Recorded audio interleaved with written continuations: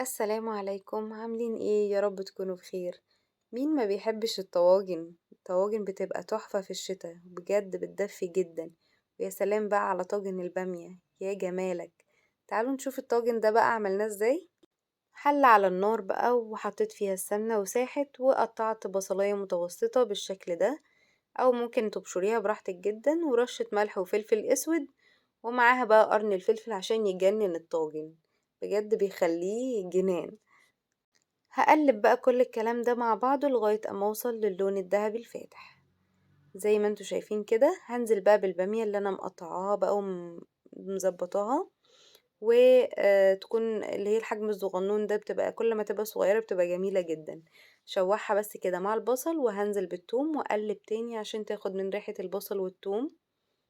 تبقى كده بالشكل ده اتغلفت كويس جدا. وكان ممكن برضو ان انا احط اللحمة معاها تتشوح، يعني لازم تكون اللحمة تكون مسلوقة ومستوية سوا كامل. وكان ممكن ان انا اشوحها مع البامية، بس انا اكتفيت بالبامية بس انها تاخد من طعم البصل والثوم. وبعد كده حطيت كوباية من عصير الطماطم، او انتي عاوزة تزودي براحتك، بس انا مش بحب يكون فيها صلصة كتير. وهحط الشوربة وانزل باللحمة بقى بالشكل ده. طبعا السوائل انتي بتظبطيها، ما تخليهاش عايمة قوي، يعني السوائل تكون معقولة. انا عموما بحبها تكون مش تقيلة يعني. تمام. بسيبها بقى تاخد غلوة كده، واكون طبعا مظبطة الملح والدنيا دي كويس. وعايزة اشيل بقى الفلفل اللي انا كنت حطاه، انا هشيلته عشان ما يبقاش حراق قوي. وحطيتها كده بقى في الطاجن عشان تكمل سوا بقى في الفرن. هدخلها الفرن سخن بقى وتطلع بالشكل ده. ممكن احطها كمان على الشواية شوية، تحت الشواية شوية، تاخد لون اكتر، بس انا بكتفي بالفرن بس بتكمل سوا وتاخد الوش الجميل ده.